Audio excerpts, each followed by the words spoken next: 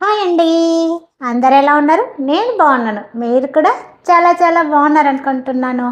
Welcome back to our channel Lakshmi స్టైలే వేరు. So ఈ లక్ష్మీ స్టైలే వేర్లో లాస్ట్ టైం మా వారు తినని పొన్నగంటాకు పప్పు, అలాగే క్యాప్సికమ్ కూర చూశారు కదా, సింపుల్గా టేస్టీగా ఎలా తయారు చేశాను. సో చాలామందికి అండి క్యాప్సికమ్ అంటే ఎందుకో ఇంట్రెస్టే చూపరు.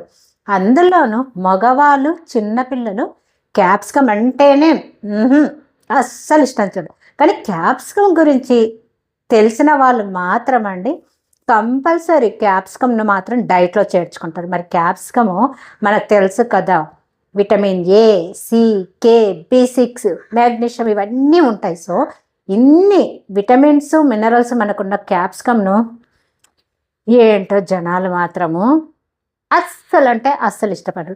పోనీ మంచూరియాలో కానీ నూడిల్స్లో కానీ వేస్తే కొంతమంది మగవారైనా సరే పిల్లలైనా సరే పక్కకు పెట్టి తింటారు. కానీ క్యాప్సికమ్ తినటం వలన స్కిన్కు మంచిది, అలాగే యాంటీ ఆక్సిడెంట్లు ఎక్కువగా ఉండటం వలన మనకు టోటల్ బాడీకి చాలా మంచిది. ఇక నెర్వ్ సిస్టమ్ బాగుంటుంది, మెటబాలిజంను పెంచుతుంది, ఇమ్యూనిటీని కూడా క్యాప్సికమ్ పెంచుతుంది అనేసి అధ్యయనాలు చాలా చెప్తూ ఉన్నాయి.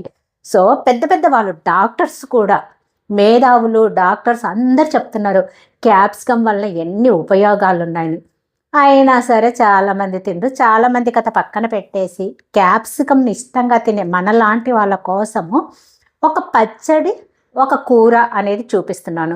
సో ఈ పచ్చడి కూడానండి, ఈ క్యాప్సికమ్ పచ్చడి అంటుంది నేను మిగతా పచ్చడితోటి పోటీనే, తగ్గేదే లేదు, రుచిలో ఎక్కడ తగ్గను అంటుంది ఈ క్యాప్సికమ్ పచ్చడి.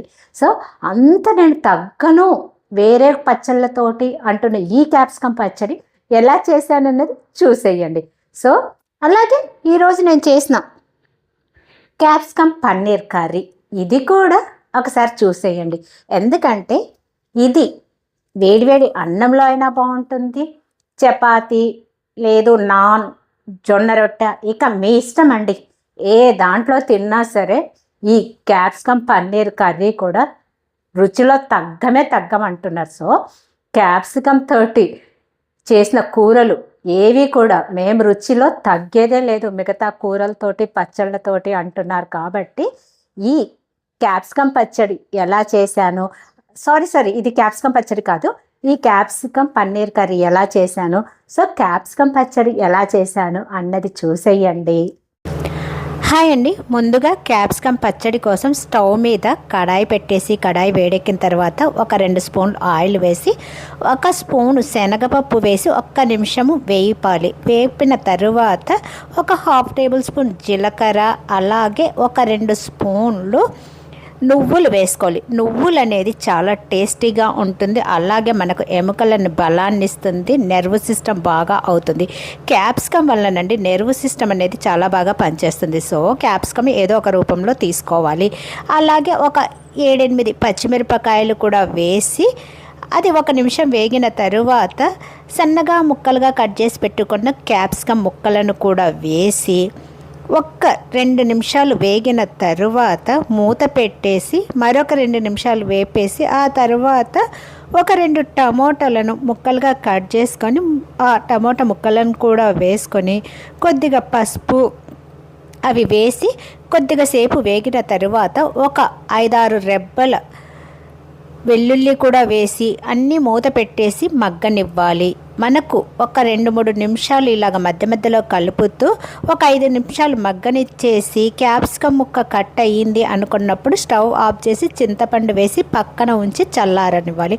ఇలా చల్లారిన దీనిని మిక్సీ జార్లో తగినంత ఉప్పు వేసుకొని క్యాప్సికమ్ పచ్చడి రెడీ చేసుకున్న తరువాత ఉల్లిపాయ ముక్కలు పొడవుగా సన్నగా కట్ చేసేసుకొని ఇలాగ ఉల్లిపాయ ముక్కలు కూడా కలిపేసుకున్న ఈ క్యాప్సికమ్ పచ్చడిని మనము దోశలో కానీ ఇడ్లీలో కానీ ఏ దాంట్లో తిన్నానండి టేస్ట్ అనేది చాలా బాగా ఉంటుంది. సో క్యాప్సికమ్ పచ్చడి తర్వాత ఇప్పుడు క్యాప్సికమ్ పన్నీర్ కర్రీ తయారు చేసుకోవటం కోసము ఒక 2-3 పెద్ద గరిటెతోటి పెరుగు వేసుకోవాలి. ఈ పెరుగులో తగినంత సాల్టు, అలాగే కొద్దిగా పసుపు, కారం ఎక్కువ తినేవాళ్ళు కారం ఎక్కువ వేసుకోవాలి, తక్కువ తినేవాళ్ళు తక్కువ కారం వేసుకోవాలి. అలాగే ఒక 1/2 టేబుల్ స్పూను జీలకర్ర పొడి, 1 టేబుల్ స్పూను ధనియాల పొడి, బిర్యానీ మసాలా వల్ల నుండి టేస్ట్ బాగుంటుంది. So 1/2 table spoon biryani masala కూడా వేసుకొని 1/4 టేబుల్ స్పూన్ అల్లం వెల్లుల్లి పేస్ట్, కసూరి మెంతి కూడా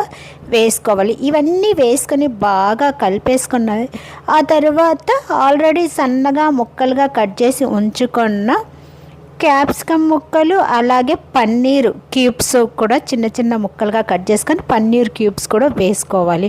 సో ఇవన్నీ వేసి ఒక 10 నిమిషాలు పక్కన ఉంచుకొని ఈ మధ్యలో గ్రేవీ కోసము మనము పేస్ట్ను రెడీ చేసుకోవాలి. 10 నిమిషాల తర్వాతనండి గ్రేవీ కోసము ఒక 2 పెద్ద టమోటాలు, అలాగే కొద్దిగా కొత్తిమీర, ఒక 7-8 పలుకులు జీడిపప్పు కూడా తీసుకొని కొద్దిగా సాల్ట్ అనేది వేసుకోవాలి. ఎందుకంటే కొత్తిమీర పచ్చివాసన రాకుండా. ఇవన్నీ కలిపేసి తగినంత పేస్ట్ని రెడీ చేసుకోవాలి. సో ఇలా తయారు చేసుకున్న పేస్ట్ని ఇక కర్రీ కోసం యూజ్ చేసుకుంటాము. ముందుగా స్టవ్ వెలిగించి కడాయి పెట్టేసి ఒక 2-3 స్పూన్లు ఆయిల్ వేసుకొని, అలాగే ఒక 1/2 టేబుల్ స్పూను బటర్ కూడా వేసుకుంటే బాగుంటుంది. ఇవన్నీ వేగిన తర్వాత కొద్దిగా జీలకర్ర, ఒక 4-5 పచ్చిమిరపకాయలు కూడా వేసి, ఇవి వేగిన తరువాత ఆల్రెడీ రెడీగా ఉంచుకున్న టమోటా పేస్ట్ను వేసి, ఇవి కొద్దిగా వేగిన తరువాత దీనిలోకి ఆల్రెడీ 10 మినిట్స్ క్రిందట మనము రెడీ చేసుకొని ఉంచుకున్న క్యాప్సికమ్ పన్నీరు పెరుగును వేసుకోవాలి. ఇవి కూడా ఒక 2-3 నిమిషాలు బాగా వేపేసుకొని దీనికి తగినంత వాటర్ అనేది యాడ్ చేసుకొని మూత పెట్టేసి మధ్య మధ్యలో కలుపు క్యాప్సికమ్ ఉడికేంత వరకు మూత పెట్టేసి ఉంచాలి. ఒక 5 నిమిషాల నుంచి 10 నిమిషాలలో మనకు క్యాప్సికమ్ పన్నీర్ ఉడికిపోతుంది, ఆయిల్ పైకి వస్తుంది. ఆ తర్వాత సర్వింగ్ బౌల్లోకి షిఫ్ట్ చేసేసుకొని కొత్తిమీర అలాగే పన్నీరు తురుముతోటి గార్నిష్ చేసేసుకొని వేడివేడి అన్నంలో కానీ, రోటీలో కానీ, బిర్యానీలో కానీ తింటే రుచి అమోఘం.